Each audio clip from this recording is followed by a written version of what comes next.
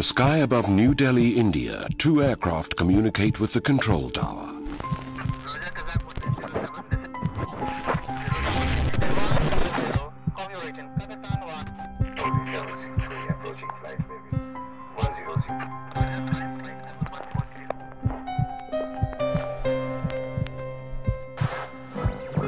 They are in the same airspace on opposite headings.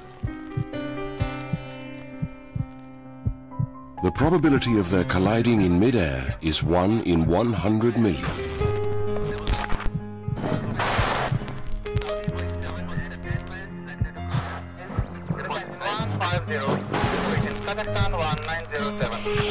But for these aircraft and the 349 people aboard them, that probability is about to be realized. At 6:40 p.m., two aircraft collide in the world's worst mid-air collision in history.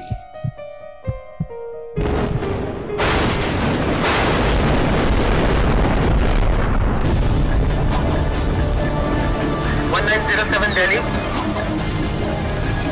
Saudi 763. South 763.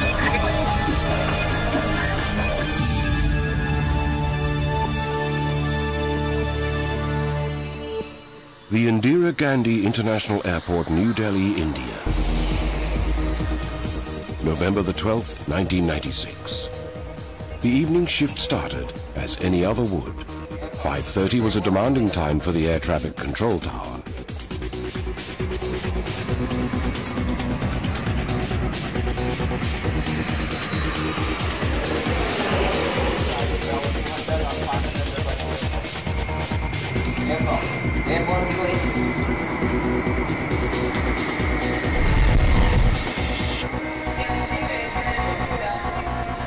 The International Departure Terminal, too, was a hub of activity. Passengers slowly filtered in after brief goodbyes from relatives and well-wishers.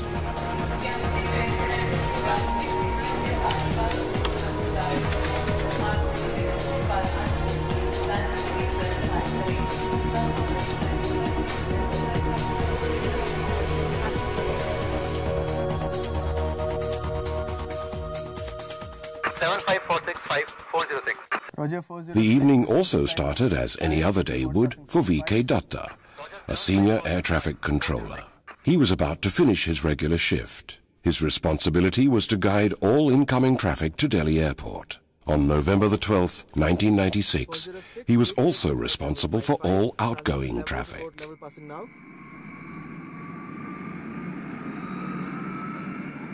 At 6:33 p.m., Saudi Airlines 763, under the command of Captain Khalid Al-Shubhaili, co-pilot Nasir Khan, and flight engineer Edris, takes to the runway. Airport take runway 28 Saudi 763, final is clear. Saudi 765, clear of time. Runway 4, final is clear.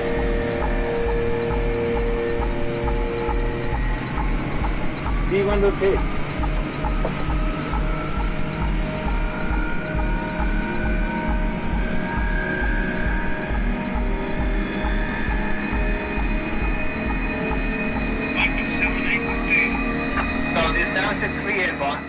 A Boeing 747, Saudi 763, is flying 289 passengers to Dhahran, Saudi Arabia. At approximately the same time, flying into Delhi from the former Soviet Republic Kazakhstan is Kazakhstan Airlines 1907.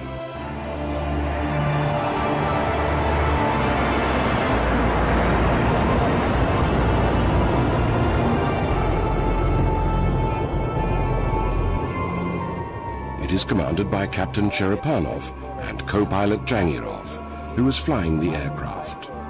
Flight engineer Chuprov, radio operator Rep in charge of all communication, and navigator Arabayev assist them. Kazakh 1907 is flying 27 passengers to New Delhi.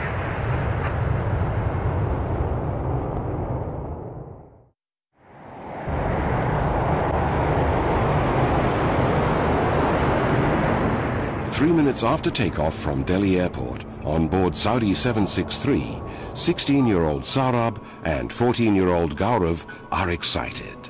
Not only is this their first flight, they're going to see their parents after 9 long months. That day I had spoken to them in the morning. I spoke to my eldest son.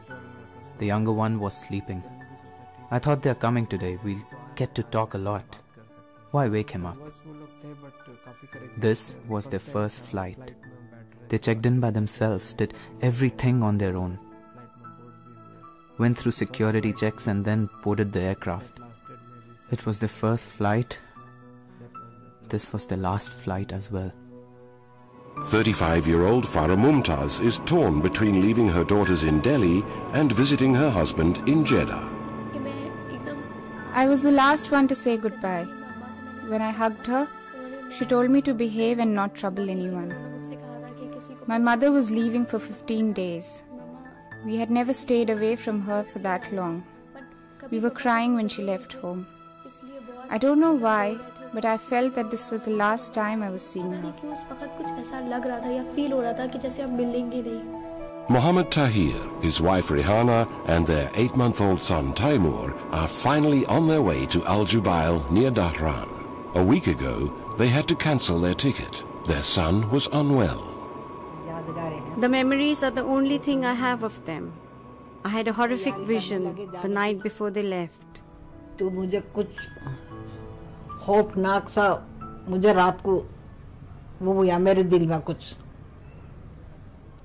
my dreams, I saw a man who told me to hold on to my heart.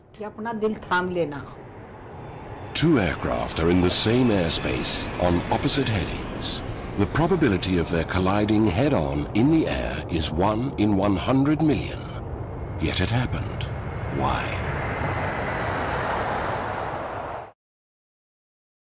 Mid-air collision accidents can take place due to pilots not adhering to ATC instructions, number 1.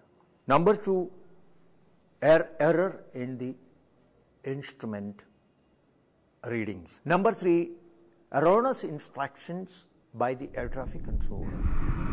Saudi 763 approaching flight level 100 for higher. Roger, climb flight level 140. Further climb 140 Saudi 763. VK Datta, the air traffic controller, tells Saudi 763 to climb to 14,000 feet. Delhi approach, good evening. Kazakhstan 1907. Now passing 230 for 180. Roger. Kazakh 1907, descend to flight level 150, report reaching. Descend in 150.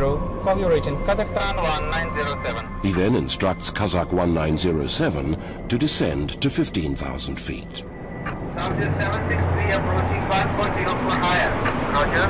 Maintain flight level 140, stand by for higher. Saudi 763 will maintain 140. There can be a chain of reasons due to which something like this may happen. One of the main primary reasons is distractions in the cockpit. 1907, report radius beyond VK Datta warns Kazakh 1907 about Saudi 763 at 14,000 feet. Identified traffic, 12 o'clock, reciprocal. Saudi going 747 at 10 miles, But to no avail.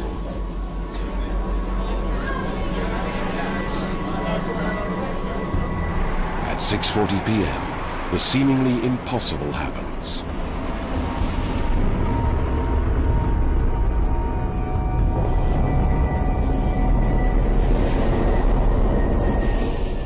Saudi 763 and Kazakh 1907 crash in mid-air over New Delhi in the world's worst mid-air collision in history. 349 lives are lost in a split second.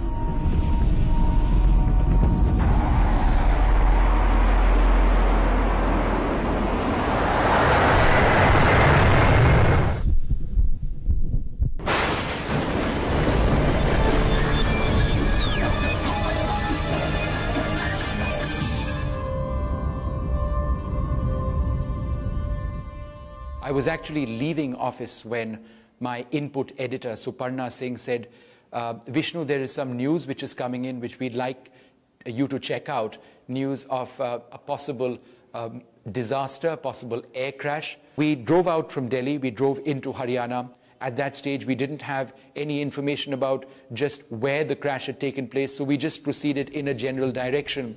I would say it was about 9 to 9:15 in the evening at this stage. We stopped our vehicle immediately, and the wreckage was about a kilometer away from me. And as one kept walking, I realized all around me there were clumps. What I thought was cow dung.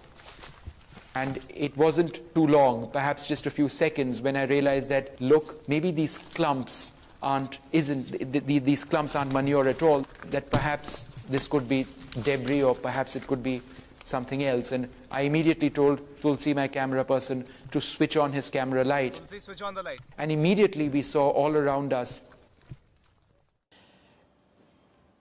we saw dead bodies all around us. Within a few moments of actually switching on our camera light, we realized that there was no question of any survivors. The Saudi Boeing 747, the Kazakh Ilyushin 76 aircraft, there was no part of the fuselage of the aircraft which was intact. Everything had been obliterated. There were dead bodies all around. It was abundantly apparent that there was no one who would survive this. When this incident happened, I was 7 years old. For the next couple of years, I kept thinking she'll come back. They have gone to get my son. He's hurt, but he'll be back. He'll be back. I could only find the passport of my eldest son. It took a second for everything to be destroyed.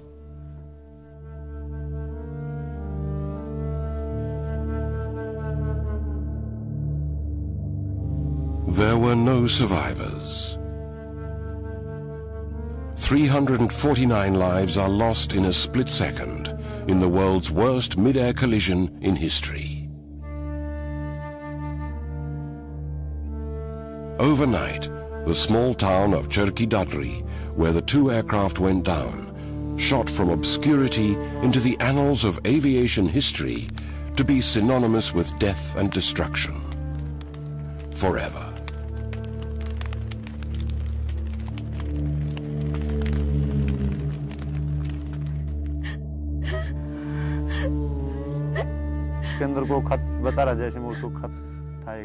I found a letter in the crash site. A girl had written to her brother, "Get me a nice dress and a pen when you get back. Come back soon." Villagers who had their dinner before the crash were the only ones who ate that night. With so many dead bodies lying in our village, who could eat? It felt like we had lost our family.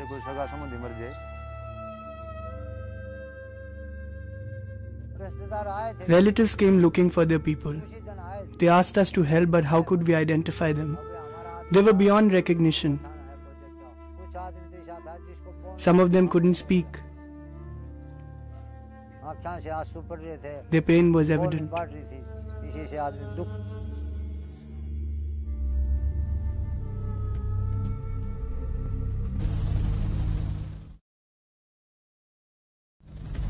The full extent of the tragedy was visible from the air. The wreckage of the two aircraft was spread over 7 kilometers. Whatever was left of Saudi 763 was either buried in the ground or lay scattered in tangled heaps of molten metal. And they too told a story. They told the investigators how the Boeing 747 disintegrated in mid-air. 747 had lost its tail plane, went out of control, spinning violently, whereby the wings separated and the 4 engines fell miles apart. Kazakh 1907 had survived in bits and pieces. The cockpit shattered, but the burnt instrument console was still intact. Charred remains of its fuselage stood as a lone witness to a startling fact that the aircraft had not disintegrated in mid-air. So that means that it had some flyability until very close to the ground, but it broke after impact on the ground. Primary investigation of the wreckage suggested 2 points of impact. The 747, I believe, was fairly straight and level, whereas the Kazakh aircraft was a slightly bank turn and offset slightly, so the wings contacted each other first. One wing off of the Kazakh aircraft, and certainly the tail off of the 747, and that led to the crash. And as far as the altitude of impact was concerned, the only clue was from one of the altimeters of Kazakh 1907 found in the wreckage. It was frozen at 14,895 feet. It could be anything. There are so many evidences which are to be collected and to be compiled and studied, analyzed, and we were mostly interested in now looking for the black boxes, which are the prime evidence material for any aircraft accidents. The two black boxes were found the day after.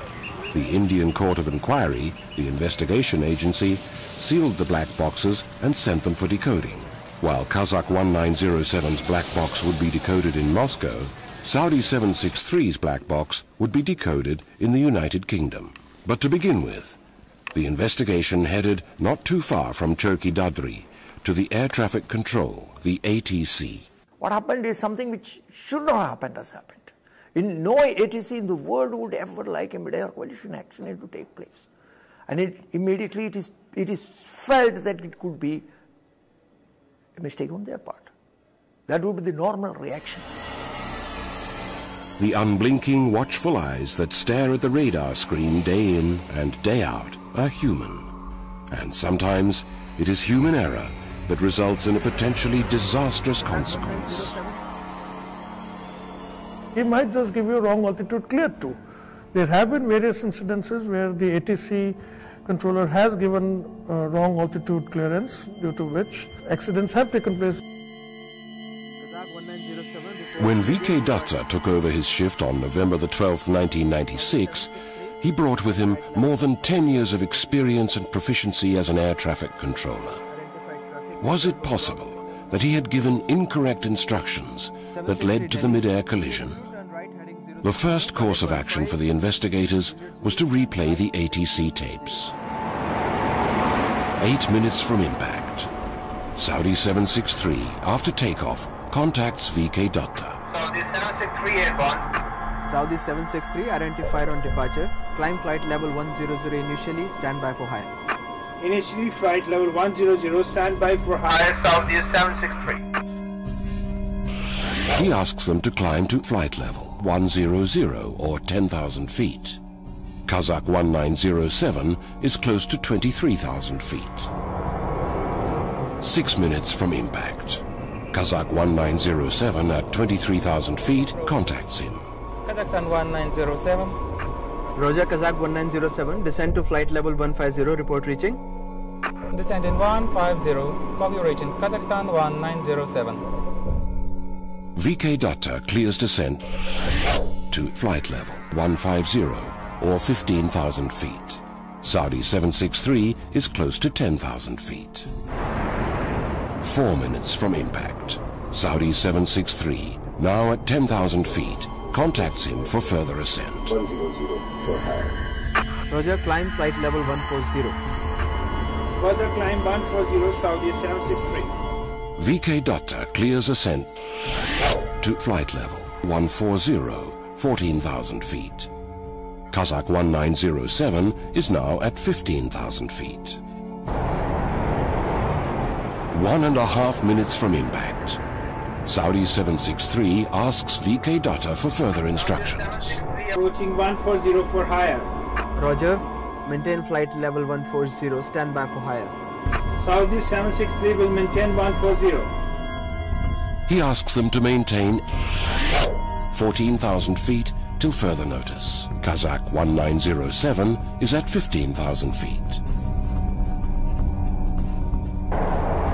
Two aircraft are in the same airspace on opposite headings. Saudi 763 is at 14,000 feet. Kazakh 1907 is at 15,000 feet. 1,000 feet separates them. That's safe enough, according to ICAO, the International Civil Aviation Organization. But shouldn't VK Datta warn them of each other? He does. 1 minute from impact, VK Dutta warns Kazakh 1907 Saudi Boeing 747 of Saudi 763 at 14,000 feet, 8 miles in front of them. But he does not warn the Saudi aircraft. The requirement doesn't say that, but should not take it for granted when two blips are merging that they are vertically separated. Ensure they are vertically separated by repeat messages. But the fact remains that VK Dutta was a silent spectator to the mid-air collision. 1907 report position. He had told the aircraft to stay at separate altitudes. Kazakh 1907 report position. He was assuming that they would pass each other safely. They had 1,000 feet between them. Because he was thinking probably they were merging and going to reappear in both the sides, and waiting for giving a further descent clearance to the incoming aircraft and climb clearance to the Saudi outgoing. It was evident that one of the aircraft, or both the aircraft, had breached its assigned flight level. By how much? And why?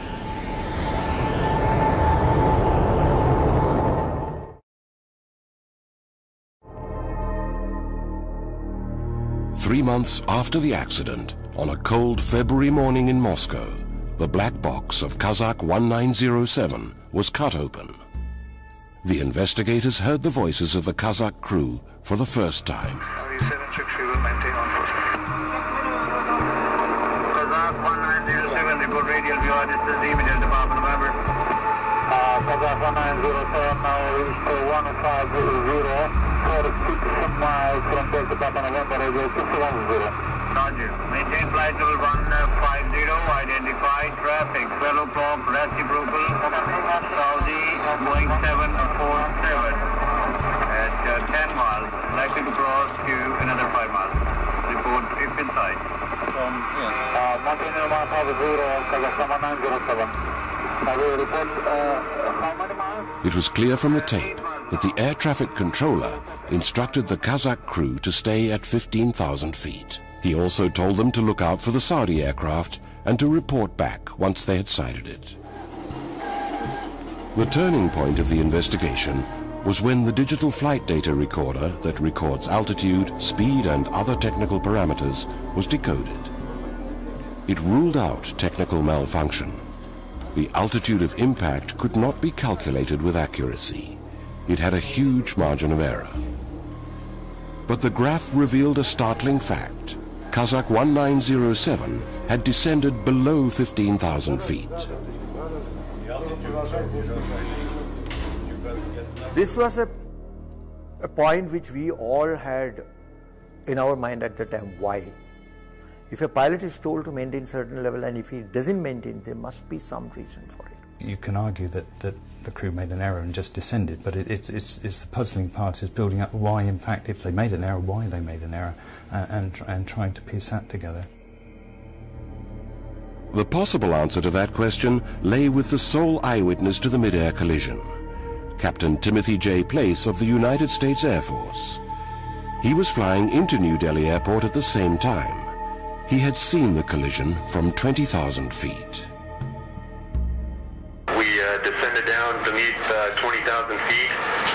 On the arrival, it was about dusk, and we noticed out of our right-hand side a large cloud lit up with an orange glow.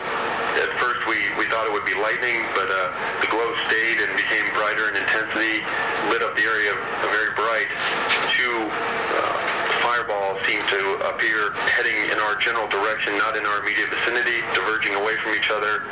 The glow intensity of the cloud became dimmer, and the two fireballs proceeded to descend down and hit the ground. The mid-air collision happened in the clouds.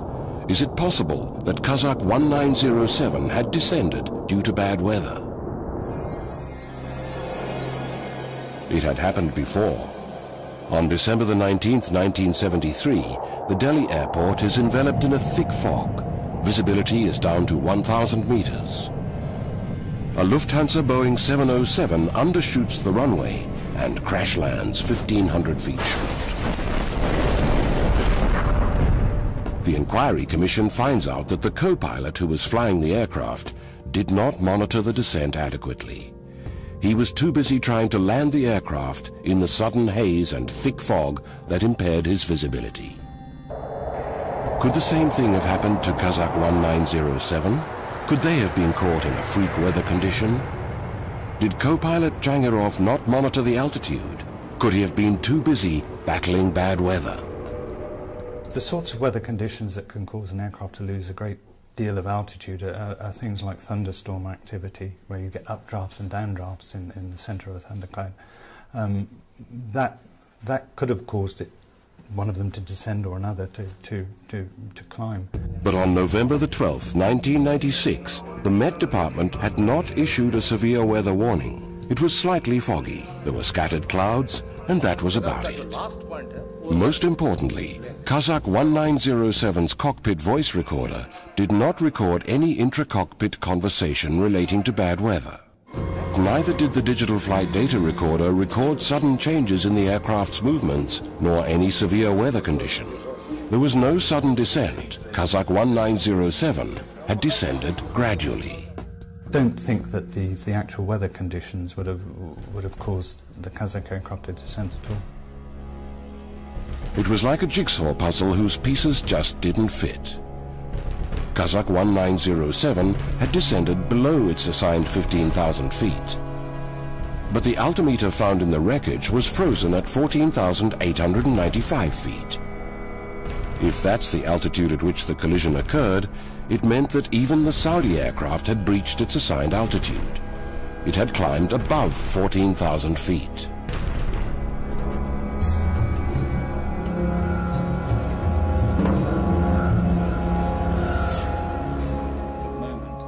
Now, all the answers lay in the black box of Saudi 763. At the Aircraft Accident Investigation Bureau in Farnborough in the United Kingdom, the black box of Saudi 763 was cut open. The investigators heard the voices of the crew of Saudi 763 for the first time. It was clear from the tapes that the air traffic controller had instructed the Saudi crew to climb to 14,000 feet and stay there until further notice. Saudi 763's digital flight data recorder was analyzed. The altitude of impact was 14,000 feet. The margin of error was plus or minus 120 feet. Saudi 763 did not ascend above 14,000 feet. Kazakh 1907 had descended below 15,000 feet. Why had Kazakh 1907 come down? Why was one of the altimeters in the Kazakh aircraft frozen at 14,895 feet? What could possibly be the explanation for it? What had happened in the cockpit of Kazakh 1907? It has been 5 years since the dissolution of the Soviet Union. The Commonwealth of Independent States are struggling to stabilize their economies amidst a politically volatile environment. Their airlines are no different. Kazakhstan Airlines, the state-owned airline of the country, has a bad safety record. It flies rickety aircraft, sometimes with a cockpit crew not conversant with flying outside the former Soviet Union. There have been numerous crashes and near misses, 3 in 1995 itself. But as far as Kazakh 1907 is concerned, the Ilyushin jet did not have any technical snags, and the crew was well conversant with flying outside the former Soviet Union. In fact, Captain Cherepenov had 708 hours of flight time on international routes. Co-pilot Jangirov, the pilot flying, had 207 hours. Flight engineer Chuprov had 1,178 hours. Radio operator Rep had 645, and navigator Arabayev had 581 hours of flight time on international routes. How is it possible that a crew with such experience did not level the aircraft at the assigned altitude of 15,000 feet? As far as the IL-76 is concerned, you have to physically level out the aircraft at a particular height and thereafter press the height lock and then maintain the required speed at that particular height. It is done by the autopilot itself, but by actual physical involvement of the pilot or the co-pilot. But in the cockpit voice recording, there are no call-outs by the co-pilot or the pilot to the flight engineer for more power to maintain speed for a particular altitude, a prerequisite for leveling an aircraft. A plain simple explanation could be that it was a controlled flight to a lower level resulting into a collision. A controlled flight. That means that the crew of Kazakh 1907 descended below 15,000 feet with intent. They kept descending because they never knew that their assigned altitude was 15,000 feet. Every accident is an avoidable accident. Every accident could have been an avoidable accident, but for certain failure on the part of a human element. It's as simple and as tragic as that. A 1 in 100 million possibility became a horrific reality due to human error. 349 lives are lost in a split second because one of the aircraft did not maintain its assigned height.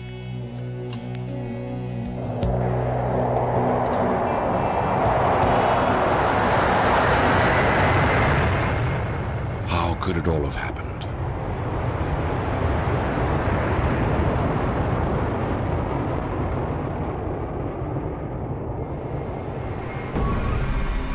Every accident, every disaster has a sequence, links in the chain of events, where one mistake leads to another, which finally leads to the catastrophe. In the world's worst mid-air collision, the sequence started 8 minutes before impact, at 6:33 p.m., when Saudi 763 takes off. VK Datta assigns them 10,000 feet. Kazakh 1907 is at about 23,000 feet. Both aircraft are in the same airspace on opposite headings. This should not have happened. This is the first mistake, the first link in the chain of events that leads to the disaster. To avoid this, the airspace above Delhi Airport should have been unidirectional. There should be 2 separate air corridors, one for the departing aircraft and the other for arriving aircraft. Then 2 aircraft on opposite headings would never share the same airspace. But this wasn't the case at Delhi Airport. There just wasn't enough room. Part of the airspace is reserved for the Indian Air Force. Why do we always have to wait for any kind of disaster, a catastrophic disaster? Can't we do it before so many innocent lives are lost? There may be certain constraints which I can understand, but not to an extent where we have to wait for a crash, or it is something like a time bomb ticking. The time bomb is ticking. 6 minutes to impact. Kazakh 1907 contacts VK Datta for the first time. He assigns them 15,000 feet. Descend to flight level 150, report reaching. Descend in 150. The radio operator acknowledges the height, but astonishingly does not inform the 2 pilots. Worse still, the navigator also hears the assigned flight level on his headset. He is heard converting it to meters for the 2 pilots, but neither of them acknowledges the assigned height. This is the second mistake, the second link to disaster. My personal view is that there was confusion with the pilots about what their cleared altitude was. There may have been some language difficulties. The pilot and co-pilot's knowledge of English is limited. The radio operator is translating all commands from the Delhi Air Traffic Control for them. Pilot flies, gets the information, directly makes a lot of difference. The reactions are spontaneous, instantaneous. Saudi 763 approaching flight heading 100 for higher. Roger, flight level 140. Further climb 140, Saudi 763. 2 minutes to impact. Kazakh 1907 is gradually descending. It's now at about 16,000 feet. Captain Cherepenov, the pilot who is not flying, is supposed to inform the cockpit crew of the estimated time and height to level out. He never does. This is the third link to the disaster. He was the captain of the aircraft, he's the commander of the ship, so he should have known what height to be level out. 1.5 minutes to impact. Saudi 763 is told to stay at 14,000 feet till further notice. 1 minute to impact. At 6:39 p.m., the Kazakh radio operator tells VK Datta they are at 15,000 feet.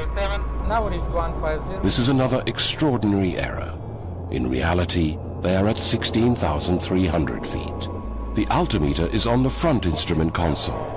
The radio operator may not have seen it. This is the fourth link to the disaster.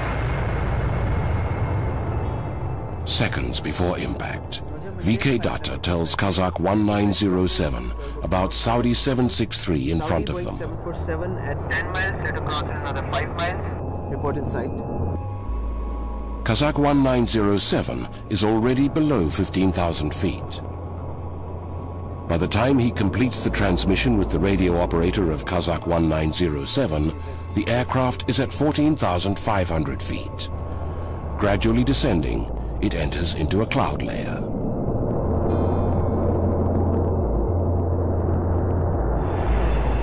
Saudi 763, at 14,000 feet, enters the same cloud layer.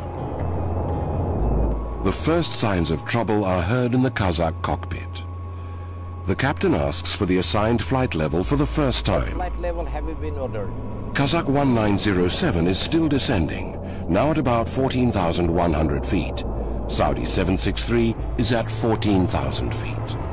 Seconds later, the two aircraft are going to crash.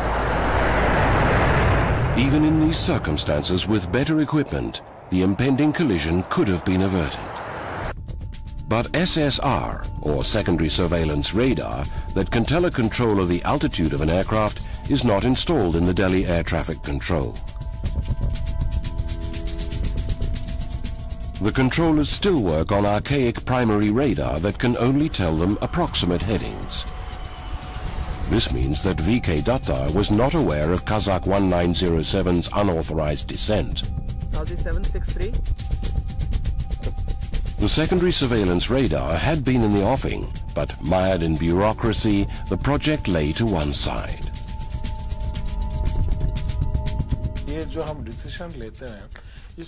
There are too many channels to go through, hurdles to cross, so these things take time.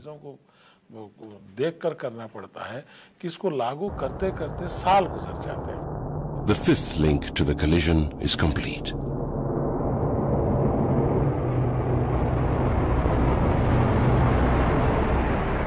Seven seconds before impact, a tragic sequence of events unfolds in the Kazakh cockpit.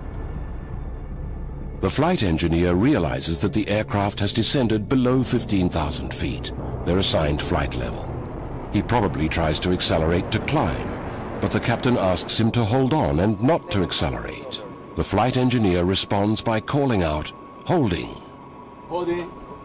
What I feel has happened at that point of time is that the engineer has realized that the aircraft has gone below 150. He has started opening power, anticipating the next moment I will get a call for climbing or accelerating. But the captain is not yet sure, or maybe he's made a gesture to the flight engineer that hold the power. Kazakh 1907 holds its course. It keeps descending.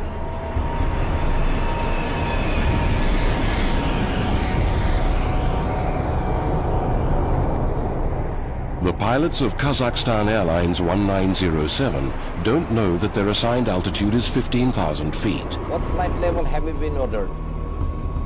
The air traffic controller can't warn them.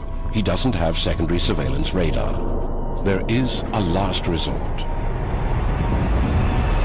But neither of the aircraft has TCAS, traffic collision avoidance systems, installed. They do not have onboard computers that can warn them of another aircraft directly in front of them and suggest evasive action.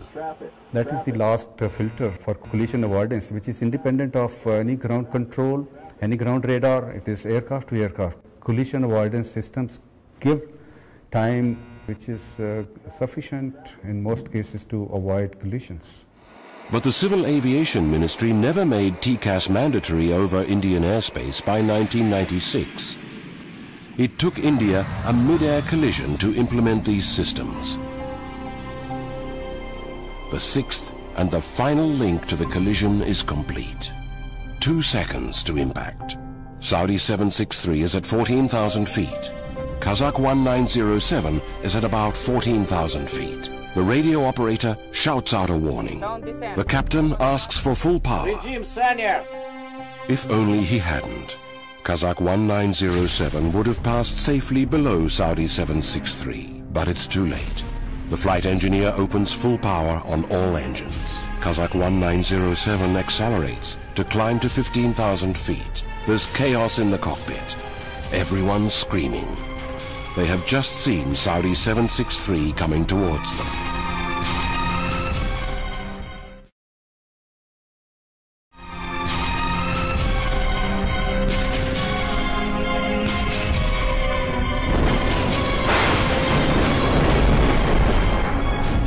At 6:40 p.m., 14,000 feet over Cherki Dadri, the left wing of Kazakh 1907 crashes into the 2 left engines of Saudi 763. Saudi 763 catches fire instantaneously. It goes into a nosedive. Spinning violently, Saudi 763 disintegrates in mid-air. The last recording in the Saudi cockpit is a prayer.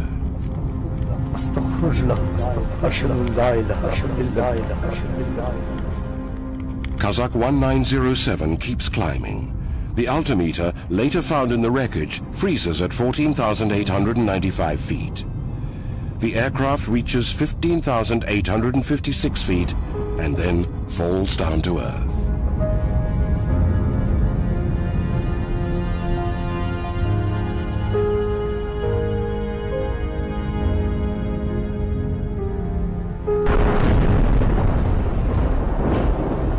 "349 souls, 349 dreams, and 349 hopes are extinguished in a split second. Today, the words, 'if only,' are the only words that echo in the minds of many." 10 years later, Kazakhstan Airlines has stopped operating. English is now a primary qualification for pilots from the Commonwealth of Independent States consisting of former Soviet republics. The Indian airspace is now unidirectional.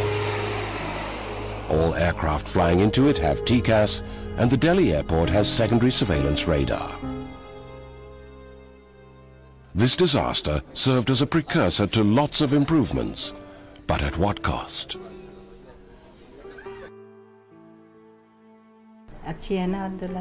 Isn't my daughter-in-law beautiful? My son was also good. He used to say, "I'll take care of my mother. She took care of all of us, all our lives, gave us a good education, brought all of us up." He used to say very nice things. I dream of him. Every time he says, "I'll come back," I keep asking him, when?